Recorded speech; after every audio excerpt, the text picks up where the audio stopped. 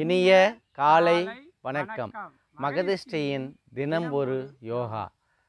மகதிஷ்டியின் தினம் ஒரு யோகாவை பார்த்து கொண்டிருக்கும் அனைத்து நண்பர்களுக்கும் இன்று நாம் செய்யக்கூடிய ஆசனமாக வண்டி சக்கர ஆசனம் செய்வது எப்படி என்பதை நாம் செய்து காண்பிக்க இருக்கிறோம். இந்த வண்டி சக்கர ஆசனம் செய்வதனால் என்னென்ன பயன்கள் என்பதை நமக்கு எப்பொழுதும் போல 2 பாகங்களாக பிரித்து கொள்ள வேண்டும். ஒன்று வலது பக்கமும் ஒன்று இடது பக்கம். இதை நாம் செய்வோமானால் நிறைய பலன்களை நமக்கு கிடைக்கக்கூடும். ஆசனங்கள் ஏன் செய்ய வேண்டுமானால் உடல் ஆரோக்கியத்துக்காக தான் நம்ம செய்கிறோம். இந்த ஆசனங்களை செய்யறதுக்கு நம்ம அல்பப்பட்டோம்னா நமக்கு உடலில் நிறைய உபாதைகள்லாம் ஏற்படும்.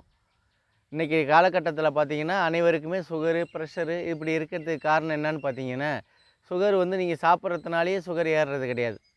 ஸ்ட்ரெஸ் ஆனாலே, அதாவது ஒரு விஷயத்துக்காக நீங்கள் ஸ்ட்ரெஸ் ஆனாலே ஆட்டோமேட்டிக்காகவே அந்த சுகர் ரைஸ் ஆகிடும். இதை தான் நம்ம சொல்ல வரோம். இந்த சர்க்கரையை பார்த்திங்கன்னா பற்றி தினமும் சொல்லிக்கிட்டு இருக்கோம். இன்றைக்கி பார்த்திங்கன்னா வாழைக்காய் சாப்பிட்டோம்னா அது என்னென்ன பலன்கள் கிடைக்கும் அப்படின்னு பார்த்திங்கன்னா, வாயு தொல்லைகள் நமக்கு அதிகரிக்கும், பித்தத்தை அதிகரிக்கும். ஏன்னா வாழைக்காய் எப்பயாச்சும் ஒரு முறை சாப்பிட்லாம். தினமும் நீங்கள் அதை எடுத்துக்கக்கூடாது. வாரத்தில் 1 நாள் 2 நாள் கூட எடுத்துக்கூடாது. மாதத்தில் 1 நாள் விருப்பப்பட்டால் அதை சாப்பிடுங்க. இதனால் பலன்கள்னு பார்த்திங்கன்னா நன்மை கிடையாது, தீமை தான். என்னென்ன கிடைக்கும்? வாயு தொல்லை வரும், பித்தம் அதிகரிக்கும். அதே போல் மொச்சைக்காய் பார்த்திங்கன்னா அதுவும் வாயு தொல்லை வரும், சுகரை அதிகரிக்கும். அப்போ இதெல்லாம் நம்ம தவிர்க்கணும். சுகர் உள்ளவங்க என்ன செய்யணும்? இதை தவிர்க்கணும். அடுத்தபடியாக பார்த்திங்கன்னா பரங்கிக்காய். இந்த பரங்கிக்காய் பார்த்திங்கன்னா சர்க்கரையோட அளவை கூட்டும், சுகரை ரைஸ் பண்ணும். அதுக்கு அடுத்தபடியாக பார்த்திங்கன்னா கொத்தரங்காய். இந்த கொத்தரங்காயை பார்த்திங்கன்னா வாயு தொல்லையை கொடுக்கும், பித்தம் அதிகரிக்கும், பித்தத்தை ரைஸ் பண்ணும், சுகரையும் ரைஸ் பண்ணும். நல்லதுன்னு சொல்லுவாங்க. ஆனால் வாயு தொல்லையை கொடுக்கும், பித்தத்தையும் அதிகரிக்கும், உடல் சூட்டையும் அது அதிகரிக்கும் அந்த கொத்தரங்காய் பார்த்திங்கன்னா. அதே போல் புளிச்சக்கீரைன்னு சொல்லுவோம் பார்த்திங்களா. இந்த புளிச்சக்கீரை என்ன பண்ணுன்னா உடல் சூட்டை அதிகரிக்கக்கூடியதாகும். அதுலேயே சிவப்பு புளிச்சக்கீரைன்னு இருக்கும். அது சாப்பிட்டிங்கன்னா நரம்பு தளர்ச்சியை உங்களுக்கு உண்டு பண்ணும். புரியுதுங்களா? பூமிக்கு அடியில் எந்த பொருளுமே நீங்கள் சாப்பிடக்கூடாது. கிழங்கு வகைகளை எதுவுமே சாப்பிடக்கூடாது. இந்த பூமிக்கு கீழே இருக்கிற கிழங்கை நீங்கள் சாப்பிட்டிங்கன்னா சர்க்கரையோட அளவு அதிகரிக்குமா. உருளைக்கிழங்கு பார்த்திங்கன்னா கொழுப்பும் அதிகரிக்கும், சர்க்கரையும் அதிகரிக்கும். கருணக்கிழங்குன்னு பார்த்திங்கன்னா அதுதான் நமக்கு நன்மையாக கிடைக்கும். மூலம் யாருக்காச்சும் இருந்ததுன்னா அந்த கருணக்கிழங்கு தான் சாப்பிடணும். புரியுதுங்களா? ஆனால் சர்க்கரையை ரைஸ் பண்ணும். சரிங்களா? ஒரு நன்மை ஒரு தீமை. இப்படி பார்த்திங்கன்னா சர்க்கரையை நம்ம எப்படி கட்டுப்படுத்தணும் அப்படிங்கிறதுக்கு நம்ம வருவோம். இப்போ இது வரைக்கும் பார்த்திங்கன்னா சர்க்கரையை பற்றி எல்லாத்தையும் நம்ம தெளிவாக சொல்லிட்டோம். இதுக்கு என்ன சொல்யூஷன் அப்படின்னு பார்த்திங்கன்னா, நீங்கள் என்ன செய்யணுன்னா ஒரு 40 நிமிஷம்னாச்சும் நடைப்பயணம் பண்ணணும், ஒரு 20 நிமிஷம் யோகா பண்ணணும், இல்லை ஒரு 10 நிமிஷம்னாச்சும் யோகா பண்ணணும், ஒரு 10 நிமிஷம் மூச்சு பயிற்சி. இது தினமும் நீங்கள் செய்யக்கூடிய டைம் டேபிள், ஒரு டைம் டேபிள் போட்டுக்கிட்டு இத்தனை மணிலேருந்து இத்தனை மணி வரைக்கும், ஒரு 5:30 மணிலேருந்து 6:20 6:30, அதாவது 40 நிமிஷம் சொல்லியிருக்கேன், 3/4 மணி நேரம் தாண்டாமல் அந்த 40 நிமிஷம் நடைப்பயணம் பண்ணுங்கள். முடிச்சுட்டு இது எல்லாமே வெறும் வயிற்றில் செய்யணும். ஒரு 1/4 மணி நேரம் நமக்கு யோகா, ஏதாச்சும் ஒரு யோகா பண்ணுறீங்க. அந்த யோகா முடித்தோடனே அப்படியே தியானத்தில் இருக்கீங்க ஒரு 10 நிமிஷம். இதை நடைமுறையில் வைங்க. இது ஒரு 1வது பாயிண்ட்டு. 2வது பார்த்திங்கன்னா உணவு கட்டுப்பாடு. நீங்கள் எப்போதுமே இப்போ 3 வேளை நம்ம எல்லாருமே சாப்பிட்டுட்டு இருக்கோம். இந்த சுகர் உள்ளவங்க மட்டும் 2 வேளையை ஆக்குங்க. காலையில் 11 மணிக்கு சாப்பிடுங்க, மாலையில் 5 மணிக்கு சாப்பிடுங்க. ஆஃபீஸு போகிறேன் அப்படின்னா தவிர்க்க முடியாமல் இருந்ததுன்னா நீங்கள் எடுத்துகிட்டு போயிடுங்க. காலையில் வெறுமனே விடுங்க வயிற்றை. நைட்டு நீங்கள் சுத்தமாகவே சாப்பிடாதீங்க. அதுக்கு தான் ஈவினிங்கே ஒரு 5 மணிக்கெலாம் சாப்பிட்டுட்டு அதோடு விட்டுருங்க. சரிங்களா? இப்படி இருந்தீங்கன்னா உங்களுக்கு சீக்கிரமாக சர்க்கரை குறையும். அதுக்கான வழிமுறைகள் தான் நம்ம சொல்கிறோம். அதே போல் உணவு பழக்கம் நம்ம செய்யணும், உடற்பயிற்சி செய்யணும், உணவு கட்டுப்பாடு இந்த இதை செய்யணும். காய்கறிகள் என்னென்ன சாப்பிட்ணும், பழங்கள் என்னென்ன சாப்பிட்ணும் அவ்வளோத்தையும் சொல்லிட்டோம். இதெல்லாம் நம்ம அறிவு படைத்த நமக்கு இதை நல்லா எல்லாருமே சொல்லக்கூடியது தான். டாக்டர்கிட்ட போனீங்கனாலே உங்களுக்கு எப்படின்னு கேட்பாங்கன்னு பார்த்தீங்கன்னா, மலச்சிக்கல் இருக்கான்னு தான் கேட்பாங்க. ஒரு 5 கேள்வி கேட்பாங்க. உடல் சூடு இருந்ததுனாலும் உங்களுக்கு அந்த பிரச்சனைகள் வரும். மலச்சிக்கல் யாருக்காச்சும் ஏற்பட்டதுன்னா எதனால் ஏற்படுதுன்னு பார்த்தீங்கன்னா உணவு பழக்கம் தான். இந்த உணவு பழக்கம் எதனால் வருதுன்னு பார்த்தீங்கன்னா, நீங்கள் நார்மலான சாப்பாடே சாப்பிட்றதில்ல. இப்போ இந்த ஃப்ரைட் ரைஸு இது நிறைய இருக்குது. நூடுல்ஸு, பரோட்டா, மைதா பொருளில் உள்ள அனைத்து பொருளையும் நீங்கள் எது நீங்கள் சாப்பிட்டாலும் அந்த பெர்கருன்னு சொல்லுவாங்க அது இதெல்லாம் வந்து நீங்கள் சாப்பிடாதீங்கன்னா உங்களுக்கு வந்து என்ன பண்ணணும்னா வாயு தொல்லை ஏற்பட்டு உடலில் வந்து இப்போ ஒரு நாள் இன்றைக்கி காலையில் எழுந்தோன்னே காலை கடன்கள் யாருக்கு சரியாக வருதோ அவங்க தான் உடலை வந்து ஆரோக்கியமாக வச்சுருக்காங்கன்னு அர்த்தம். இப்போ 2 நாளைக்கு ஒரு நடை, ஒன்று ஒரு நாள் ஒரு நடை இதேமாரி வந்ததுன்னா உங்களுக்கு வந்து அதிக பிரச்சனைகள் இந்த மலச்சிக்கலால் ஒரு வியாதி மட்டும் வராதுங்க. வாயு தொல்லை ஏற்படும், மூலம் வந்து அதனால தான் வர்றது. இதுமாரி நீங்கள் வந்து இப்போ என்ன காரணம்னா வயிறு செரிமான சக்தி இருக்காது, ஏப்பம் விட்டுக்கிட்டே இருப்பீங்க. இப்படிலாம் வந்து அந்த பிரச்சனைகள்லாம் வந்து உங்களுக்கு வரும். அதனால தான் நீங்கள் என்ன பண்ணணுன்னா குழந்தைங்கள்லாம் என்ன பண்ணுறீங்கன்னா ஒரு வேண்டுகோளாக வச்சுக்கிறோம்னு வச்சுக்கலாம், 1 மணி நேரம் அவங்கள நல்லா ஃப்ரீயாக விளையாட விடுங்க. விளையாட விட்டிங்கன்னா தான் அவங்களுக்கு வந்து அந்த உடற்பயிற்சி இருந்ததுனா தான் அவங்களுக்கு வந்து மனதளவில் நீங்கள் ஆரம்பத்திலே படிப்புன்னு படிப்புலேயே வந்து நீங்கள் செலுத்துனீங்கன்னா அவனோட மனநிலை மாறிடும். மூளை வந்து உங்களுக்கு இதாகிடும், ஸ்ட்ரெஸ் ஆகிடும். ஸ்ட்ரெஸ் ஆகி அவனுக்கு வந்து என்ன செய்கிறோம்னே தெரியாமலே போயிடும். பணங்காசு சம்பாதிக்கிறது இருக்குன்னா உடல் ஆரோக்கியமாக வச்சுருந்தா தான் நீங்கள் சொல்லலாம். அதனால தான் வந்து மாலை முழுவதும் விளையாட்டுன்னு சொல்லுவாங்க. அதை வந்து பாரதியார் சொல்லியிருப்பார். அதனால் நீங்கள் என்ன செய்யணுன்னா முன்னோர்கள் சொல்கிறத கேட்டுக்கிட்டு குழந்தைங்களை வந்து ஒரு ரூமில் போட்டு அடைச்சி அதுக்கு வந்து இந்த லேப்டாப்பு அது செல்லு இதுமாரி கொடுத்துலாம் வந்து வீணாக்காதீங்க. விளையாட விடுங்க. விளையாண்டு அவங்களுக்கு இறைக்கணும். அதே போல் தூக்கத்தை வந்து பார்த்திங்கன்னா நீங்கள் ஒரு 6 மணி நேரம் குறைச்சலாக நல்லா தூங்கணும். அப்படியே படுத்துட்டா நல்லா தூங்கிடணும். அந்த அளவுக்கு இடையில யூரின் போகிறதுக்கு எழுந்துச்சா அப்புறம் ஒரு 40 நிமிஷம் நாள் தூக்கம் இல்லை இப்படிலாம் இடையில உங்களுக்கு கேப் விட்டுதுன்னா அந்த தூக்கம் வந்து முழுமையடையாது. அப்போ உடல் ஆரோக்கியம் கிடைக்காது. அதனால தான் சொல்ல வரோம். நீங்கள் வந்து காலை பயிற்சி பண்ணிவிடுங்க, உணவு பழக்கத்தை மாற்றிக்கிங்க. அதே போல் மலச்சிக்கல் வராமல் நீங்கள் வந்து என்னென்ன உணவு சாப்பிட்ணும் அப்படிங்கிறதையும் உங்களுக்கு சொல்லியிருக்கிறோம். மலச்சிக்கல் வர்றதுக்கான வழிவகையை நீங்கள் செய்யக்கூடாது. மலச்சிக்கல் வந்ததுன்னா உடல் ஆரோக்கியம் கெட்டுடும். முக்கியமாக உடல் ஆரோக்கியம் கெட்டுடும், செரிமான சக்தி இருக்காது, வாயு தொல்லைகள் ஏற்படும், மூல வியாதி ஏற்படும். இப்படி வந்து இந்த கூல்ட்ரிங்க்ஸில் வந்து நீங்கள் வந்து அதிகமாக இந்த இனிப்பு அதிகமாக உள்ளதெல்லாம் குடிக்கக்கூடாது. நீங்கள் தாகமாக இருக்குது நீங்கள் குடிக்கணும் அப்படின்னு நினச்சிங்கன்னா தண்ணி நிறைய குடிங்க. தண்ணியை வந்து எவ்வளோ குடிக்கணும்? 3 லிட்டர்லேருந்து 4 லிட்டர் வரைக்கும் நீங்கள் அவசியம் தண்ணி குடிச்சு தான் ஆகணும். இதை வந்து எப்படி நம்ம தண்ணி குடிக்கணும் அப்படின்லாம் நீங்கள் நினைக்கக்கூடாது. அதாவது சாப்பிட்றதுக்கு முன்னாடி நீங்கள் வந்து என்ன செய்யணுன்னா ஒரு அரை மணி நேரத்துக்கு முன்னாடி சுடு தண்ணி ஒரு டம்ளர் குடிங்க. குடிச்சிட்டு அதுக்கப்புறமேலுக்கு உணவு சாப்பிடுங்க. உணவு சாப்பிட்டு ஒரு அரை மணி நேரம் கழித்து 2 டம்ளர் இல்லாட்டா 3 டம்ளர் நீங்கள் அதேமாரி வெதுப்பான சுடு தண்ணி எப்போதுமே நீங்கள் அடுப்பில் போட்டு வச்சுருங்க, ஃப்ளாஸ்கில் போட்டு வச்சுருங்க. நீங்கள் சாப்பிடுங்க. சாப்பிட்டீங்கன்னா அதே போல் தினமும் வந்து குளிக்கணும். குளிக்கிறது வந்து பார்த்திங்கன்னா உடலில் வந்து சுத்தமாக அழுக்கு போக குளிச்சுட்டு தலையெல்லாம் நல்லா குளிக்கணும். தலையை சில பேர் குளிக்க மாட்டாங்க. உடலோட சூட்டை தணிக்கக்கூடியது அந்த தண்ணீரில் தான் உங்களுக்கு வந்து உடல் சூடு வந்து குறையும். அதனால் நீங்கள் வந்து அந்த ஆரோக்கியம் அதாவது ஒரு விஷயத்தையும் நம்ம பார்க்கணும். மலச்சிக்கல்லேருந்து நம்ம விடுபடணும், தினைக்கும் குளிக்கணும், பல் விளக்கணும். அதை வந்து எல்லாமே ஒரு ஆரோக்கியமான விஷயமாகவே வச்சுக்கணும். காலைல எழுந்தோன்னே பார்த்தீங்கன்னா சில பேர் பல் விளக்காமலே காப்பி குடிப்பாங்க. அப்போ இரவு பூரா நீங்கள் படுத்துருக்கக்குள்ள அந்த வாயில் உள்ள துர்நாற்றங்கள்லாம் வாயில் இருக்கும். அதை அப்படியே நீங்கள் அந்த காப்பியோடு சேர்த்து உள்ளுக்கு தான் செலுத்துக்கிறீங்க. அப்படி இருக்கக்குள்ள உடலில் வந்து உங்களுக்கு ஆரோக்கியம் கிடைக்கவே கிடைக்காது. சர்க்கரை வியாதி உள்ளவங்க இப்போ நம்ம சொன்ன அந்த மகதிஷ்டி தினம்பொரு யோகாவின் மூலமாக உங்களுக்கு வந்து அதிக நாட்கள் இதை வந்து இதுக்காக எடுத்துக்கிட்டு ஏன்னா அதிகமாக கஷ்டப்படுறாங்கங்கிறதுனால தான் நம்ம சொல்ல வரோம். இந்தமாரி ஒரு டைம் டேபிள் போட்டு நீங்கள் செஞ்சுக்கிட்டே வந்தீங்கன்னா உங்களுக்கு வந்து இந்த வியாதியிலேருந்து பரிபூர்ணமாகவே குணமாயிடலாம். 2 வேளை நீங்கள் சாப்பிடுங்க போகிறோம். வாரத்தில் ஒரு நாள் உண்ணா நோன்பு இருங்க. தினமும் வந்து 2 வேளையை ஆக்கிடுங்க. 3 வேளை வேண்டாம் நமக்கு. அதனால் காலையில் ஒரு 10 மணி சாப்பிட்டாலும் சரி தான், ஈவினிங் ஒரு 5 மணி இந்த கேப்பை மட்டும் பயன்படுத்திங்க. இரவு சுத்தமாகவே சாப்பிடாமல் படுத்துருங்க. உடல் ஆரோக்கியமாக இருக்கும். அதில் வந்து எந்த சந்தேகமும் இல்லை. வேணால் நீங்கள் டெஸ்ட் எடுத்துகிட்டு 1 மாதம் கழித்து மறுபடியும் டெஸ்ட் எடுத்துகிட்டு நீங்கள் சொல்லுங்கள், கமெண்டில் சொல்லுங்கள். இப்போ நம்ம வந்து ஆசனத்துக்கு போவோம். நிறைய நேரம் இதுக்காக பயன்படுத்தியாச்சு. ஏன்னா ஆரோக்கியத்துக்காக தான் நம்ம பேசுகிறோம் இல்லைங்களா, வேறு எதுக்காகவும் நம்ம பேசுகிறதில்ல. அதனால் நீங்கள் வந்து என்ன செய்யணுன்னா ஆரோக்கியத்துக்கு என்ன வழி அப்படின்னு பார்த்தீங்கன்னா மகதிஷ்டி தினம்பொரு யோகாவே நீங்கள் தினமும் பார்த்து மகிழணும். அதுக்கு வந்து நீங்கள் சப்ஸ்கிரைப் பண்ணுங்கள், ஷேர் பண்ணுங்கள். உங்களோட நண்பர்களுக்கெல்லாம் ஷேர் பண்ணி நீங்கள் வந்து அவங்களையும் பார்க்க சொல்லுங்கள். பார்த்தீங்கன்னா அதிக பலன்களே உங்களுக்கு கிடைக்கும். தினமும் ஒரு யோகா. இப்போ வந்து வண்டி சக்கரா ஆசனம்னு பேர். இது செய்கிறதுக்கு முன்னாடி எளிய பயிற்சிக்கு நம்ம போவோம். இப்போ கால்களை வச்சு நம்ம தான் செய்ய போகிறோம். அதனால் நம்ம வந்து நன்றாக பயிற்சி பண்ணிக்கணும். கை காலுக்கெல்லாம் நன்றாக வலுவூட்டக்கூடியதாகும். சரிங்களா? அதனால் நீங்கள் செஞ்சீங்க ஒரு 5 நடை செய்யுங்க போகிறோம். செஞ்சிங்கனாலே வயிற்று பிரச்சனைகள்லாம் தீர்ந்துடும். வஜ்ராசனத்தில் ரொம்ப அருமையாக இருக்கும் உங்களுக்குலாம். சரிங்களா?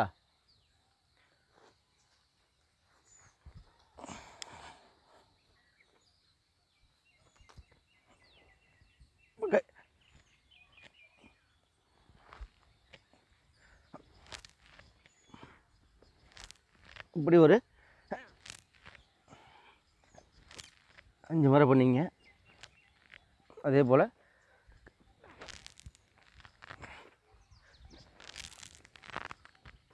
சும்மா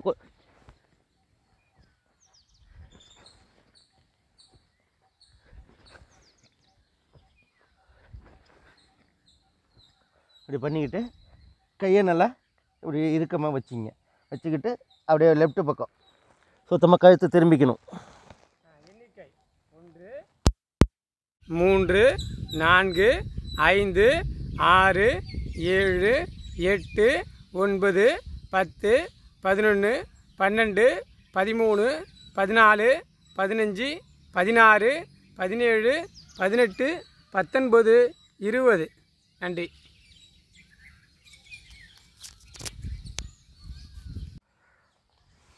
மூச்சு சுவாசம்.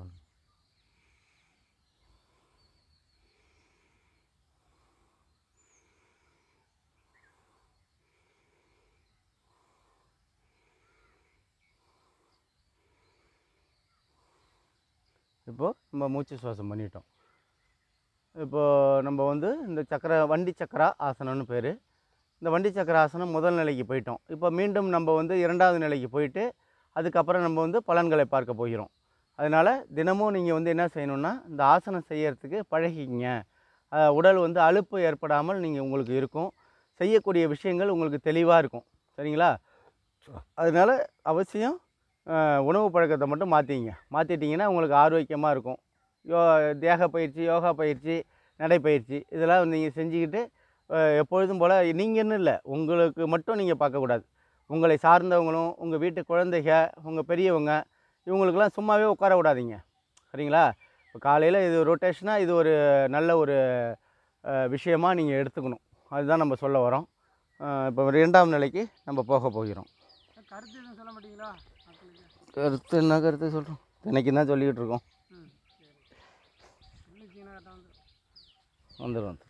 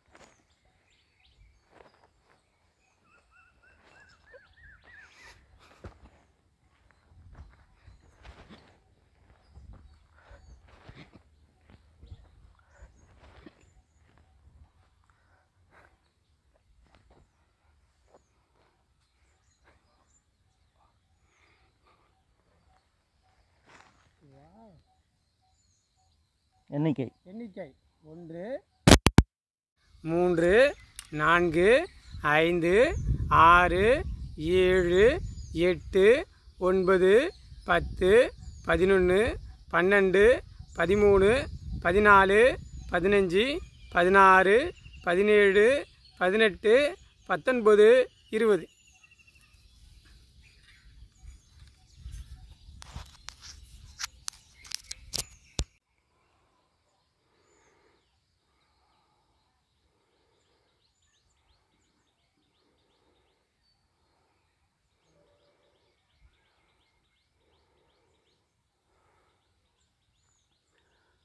இந்த ஆசனத்தை பேர் வண்டி சக்கர ஆசனம்.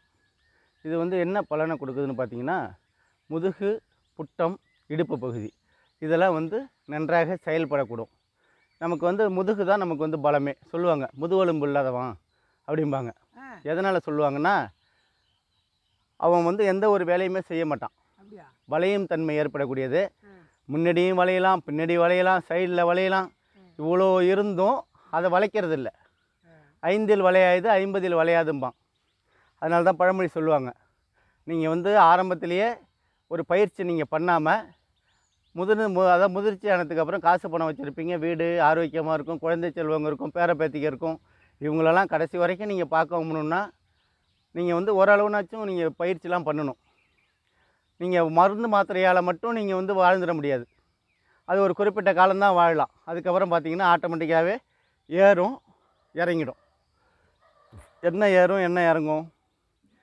சுகர் ஏறும், ப்ரெஷர் ஏறும், உயிர் இறங்கிடும். புரியுதுங்களா? அதனால் ஆரோக்கியமான வழின்னா மருந்து மாத்திரை கிடையாது. ஆரோக்கியமான வழி ஆரோக்கியமாக எந்த விதமான செலவும் இல்லாமல் உடற்பயிற்சி பண்ணி உடம்புல வந்து உங்களுக்கு இப்போ உடற்பயிற்சி பண்ணுறீங்கன்னா உடம்பு வேர்க்கும். ஆனால் யோகா பண்ணினீங்கன்னா உடம்பு வேர்க்காது. நீங்கள் அதை ஒரு விஷயத்தை தெளிவாக தெரிஞ்சுக்கணும். ஏன்னா இது வந்து கடுமையான பயிற்சி அதிகமாக இருக்குது. அண்ணா புரியுதுங்களா? அதனால் உள்ளுறுப்புக்கு செய்கிறோம், அது வெளி உறுப்புக்கு செய்கிறோம். உடல் ஆரோக்கியம் முதுகுலாம் நல்லா அகலமாகணும், மார்பு அகலமாகணும், கம்பீரமாக இருக்கணும், உடல் வந்து தேகமாக வந்து முறுக்கு ஏறணும், கட்ஸ்லாம் உண்டாகணும் அப்படின்னு பார்த்தீங்கன்னா அது வந்து உடற்பயிற்சி பண்ணுவாங்க. ஆனால் எந்த விதமான என்ன இவன் பயிற்சி பண்ணுறானா பண்ணாத இல்லையானே தெரியாது. உடம்பு அப்படியே ஆரோக்கியமாக வச்சுருப்பான், சுறுசுறுப்பாக இருப்பான், மனசளவில் எந்த ஸ்ட்ரெஸ்ஸும் இருக்காது, காசு பணம் இல்லைன்னு கவலைப்பட மாட்டான், வீடு கட்டலன்னு கவலைப்பட மாட்டான், வேலைக்கு போவான், அமைதியாக ஆஃபீஸில் போய் வேலையை பார்த்துட்டு அழகாக வந்துக்கிட்டே இருப்பான். ஏன்னா அடுத்தவங்க நீ என்ன கேலி பண்ணால் கூட இவங்களுக்கு வந்து கோபம் வராது. யோக நிலை அதுதான். தியானத்தில் இருக்கிறாங்க பார்த்தீங்களா? அதனால் அவங்களுக்கு நீ என்ன சொன்னாலும் எனக்கு காதில் விழுந்தா தானே, நான் வாங்கிக்க மாட்டேன். நல்ல விஷயங்களை மட்டும் வாங்கிப்பேன், தீய விஷயங்களை வாங்கிக்க மாட்டேன். அதனால தான் நம்ம வந்து சில விஷயங்களை பார்க்குறோம், பார்க்காத மாரி போகிறோம், கண்டும் காணாமல் போகிறது. அதனால தான் இப்போ எல்லாத்துக்கும் நம்ம கோபப்பட்டிங்கன்னு வச்சிங்களேன், கோபங்கிறது வந்து ஒரு தீர்மானமாக நம்ம முடிவு பெறக்கூடியது இல்லை. கோபம் வந்து பட்டிங்கன்னா ஆத்திரக்காரனுக்கு புத்தி மட்டு. நீங்கள் ஆத்திரம் அடைஞ்சிங்கன்னா உங்களுக்கு வந்து புத்தி வந்து வேலை செய்யாது. என்ன காரணம்னா ப்ரெஷர் ஏறிடுது. ப்ரெஷர் ஏறக்குள்ள புத்தி வேலை செய்யாது. என்ன செய்கிறங்கிறது உங்களுக்கே தெரியாது. அதனால தான் நீங்கள் எந்த விதத்துலையும் நீங்கள் கோவப்படாமல், சில பேர் பார்த்திங்கன்னா இப்போ அதிகமாக என்ன சொல்ல போனீங்கன்னா பிராமின்ஸ்லாம் பார்த்திங்கன்னா கோவமே பட மாட்டாங்க. அவங்களாம் வந்து என்ன காரணம்னு பார்த்தீங்கன்னா 2 வேளை தான் சாப்பிடுவாங்க, 3 வேளையும் நான்வெஜ் சாப்பிட மாட்டாங்க. மெயினாக அவங்க நான்வெஜ் சாப்பிட்டு நீங்கள் யாரும் பார்த்துருக்கவே முடியாது. யாராச்சும் 100ல் ஒருத்தவங்க சாப்பிட்ருப்பாங்க. அதை வந்து நீங்கள் கணக்கில் எடுத்துக்க வேண்டாம். அவங்களோட ஆரோக்கியமான விஷயம் உடலில் காலையில் எழுந்தோடனே குளிச்சுட்டு பூஜை ரூமில் போய் பூஜை பண்ணிவிட்டு தியான நிலையில் உட்காந்துருக்கக்குள்ளேயே அந்த உட்காந்துருக்கிற வாட்டமே இப்படி இருக்கும். நீங்கள் வேணால் நீங்கள் அதிகமாக பாருங்கள், இப்படி தான் உட்காந்துருப்பாங்க. என்னடா தம்பி, ஏண்டாம்பி என்னடா பண்ணுறேன் அப்படிம்பாங்க. அப்போ அவங்களுக்கு வந்து பார்த்திங்கன்னா நிறைய விஷயங்கள் முன்னோர்கள் சொல்லி கொடுத்துட்டு போயிட்டாங்க. அதை வந்து அவங்க பயன்படுத்தி உடலை எப்படி வச்சுக்கணும், என்ன சாப்பிட்ணும் என்னங்கிறத அவங்க அதிகமாக நல்லா உடம்பை வச்சுக்கிறாங்க. நீங்கள் வந்து வெயில் காலத்தில் நிறைய தண்ணி குடிங்க, மோர்லாம் நிறைய குடிங்க. நல்லா ஒரு 4 டம்ளர் 5 டம்ளர் நல்லா மோர் சாப்பிடுங்க. சாப்பிட்டு குளிர்ச்சியே உடம்பை வச்சிங்க. தண்ணி சத்து அதிகமாக இருந்ததுன்னா உங்களுக்கு மலச்சிக்கல் வராது. மலச்சிக்கலுக்கு வர்றதுக்கு முக்கியமான காரணமும் தண்ணி தான். தண்ணி இந்த பசங்களாம் குடிக்கிறதே இல்லை. காலேஜ் போகிற பிள்ளைங்களாக இருந்தாலும் சரி, பள்ளிக்கூடம் போகிற பிள்ளைங்களாம் நம்ம சொல்கிறோம், தம்பி தண்ணி குடி தம்பி, தம்பி தண்ணி குடி தம்பி. அவங்கவுங்களுக்காக தெரியணும், தாகம் ஏற்படணும், தண்ணி குடிக்கணும். இப்போ யூரின் வருதா போயிடணும், மலம் வருதா போயிடணும். அதை வந்து எதையுமே நீங்கள் அடக்கி வைக்கக்கூடாது. என்னத்தை அடக்கி வைக்கணும்? ஒன்றத்தை தான் அடக்கி வைக்கணும், கோபம். அதனால தான் நம்ம சொல்ல வரோம், முதுகு தண்டுவடம், புட்டப்பகுதி, இடுப்பு பகுதி அனைத்தும் நன்றாக செயல்படக்கூடிய ஆசனம் இந்த வண்டி சக்கர ஆசனம். ஆமாம், அதாவது மசாஜ் செய்து வலுவாக்கிறது. புரியுதுங்களா? மற்ற ஆசனங்கள் செய்யறதுக்கு முன்னாடி இந்த ஆசனத்தை செஞ்சிங்கன்னா உங்களுக்கு உடல் ஏதுவாக நீங்கள் செய்யக்கூடிய ஆசனத்திற்கு வழிவகை செய்யக்கூடிய ஆசனமாகும். மற்ற ஆசனம் செய்யறதுக்கு முன்னாடி இந்த பயிற்சி, இதை ஒரு பயிற்சின்னு சொல்லலாம், ஆசனம்னு சொல்லலாம். இதை செஞ்சுட்டு நீங்கள் வந்து அதுக்கு தோதலாப்பில் ஏன்னு கேளுங்க, உடலை வந்து லெஃப்ட்டு ரைட்டு கழுத்து பகுதியை திருப்புறீங்க, எல்லாத்தையுமே உங்களுக்கு அசைவு கொடுக்குறீங்க. அதனால் உங்களுக்கு வந்து முழுமையாக உங்களுக்கு வந்து பலனை கொடுக்கணும். முக்கியமாக வாயு தொல்லை இருக்காது. வாயு தொல்லையிலேருந்து முழுமையாக விடுபடுவீங்க. இந்த கழுத்து பகுதியில் உள்ள தைராய்டு பிரச்சனைகள்லாம் ரொம்ப ஏன்னா நல்லா பாருங்கள் வீடியோவில், கழுத்து வந்து சுத்தமாக திரும்பி இருக்கும். அப்படிங்கக்குள்ள தினைக்கும் நீங்கள் அதை அப்படியே செஞ்சுக்கிட்டே வந்தீங்கன்னா கழுத்து பகுதியில் உங்களுக்கு நீங்கள் என்ன சொல்கிறீங்களோ அது கேட்கும். அது நீங்கள் சொல்கிறதெல்லாம் நீங்கள் கேட்க வேணாம். நரம்பு தளர்ச்சி வராமல் தடுக்கக்கூடிய ஆசனமாகும். சில பேருக்கு நரம்பு தளர்ச்சி வரும், ஏன் வருது என்னான்ட்டுலாம் வந்து கேள்வி கேட்காதீங்க. அது வராமல் தடுக்கக்கூடிய ஆசனம் தான் இது. அதே போல் வயிற்றில் உள்ள அமுக்கப்படும், வயிறு வந்து அமுக்கும். வயிறு அமுக்கப்பட்டால் வயிற்றில் உள்ள அனைத்து பிரச்சனைகளையும் தீர்க்கப்படும். வயிற்றில் என்னென்ன பிரச்சனைகள் வருதோ அவ்வளோ விஷயத்தையும் தீர்க்கக்கூடிய ஆசனமாகும். அதே போல் பக்கவட்ட விலா எலும்பு பார்த்திங்கன்னா நன்றாக செயல்படும். விலா எலும்புலாம் உங்களுக்கு நன்றாக செயல்படக்கூடிய ஆசனமாகும். இந்த வண்டி சக்கர ஆசனம் செய்யறதுனால முதுகு, புட்டம், இடுப்பு பகுதி உங்களுக்கு அனைத்தும் நன்றாக வேலை செய்யக்கூடியதாகும். ஆசனம் செய்யறதுக்கு முன்னாடி இந்த ஆசனம் செஞ்சிங்கன்னா உடல் வந்து உங்களுக்கு ஏற்றுக்கொள்ளக்கூடியது, பக்கவாதம் வராமல் தடுக்கக்கூடியது, வாயு தொல்லை வராமல் தடுக்கக்கூடியது, கழுத்து பகுதியில் உள்ள தைராய்டு பிரச்சனைக்கு இது ஒரு சிறந்த பயிற்சியாகும். நரம்பு தளர்ச்சி வராமல் தடுக்கப்படுகிறது, வயிற்றில் உள்ள அனைத்து பிரச்சனைகளையும் தீர்க்கப்படுகிறது. அப்படின்னு பார்த்தா முழுமையாக பார்த்தீங்கன்னா ஒரு 80% அனைத்து பிரச்சனையுமே தீர்ற மாதிரி தான் இந்த ஒரு விஷயம் இருக்குது. அதனால் இதை வந்து நீங்கள் அதிகமாக பார்த்து பயனடையணும்னா மகதிஷ்டி தினம்பொறியாக பார்த்து பலனடையுங்கள். இந்த வண்டி சக்கர ஆசனம் செய்துவிட்டு கமெண்ட் செய்யுங்கள், ஷேர் செய்யுங்கள், லைக் பண்ணுங்கள். எங்களுக்கு வந்து உற்சாகப்படுத்துனீங்கன்னா எங்களுக்கு ஆரோக்கியமாக இருக்கும். வேறு ஒன்றும் நாங்கள் உங்களை கேட்கல. அதனால் நீங்கள் பார்த்துட்டு பலனடைங்கள். நாளைக்கு இதை விட ஒரு சிறந்த ஆசனத்துடன் மீண்டும் சந்திப்போம். நன்றி, வணக்கம்.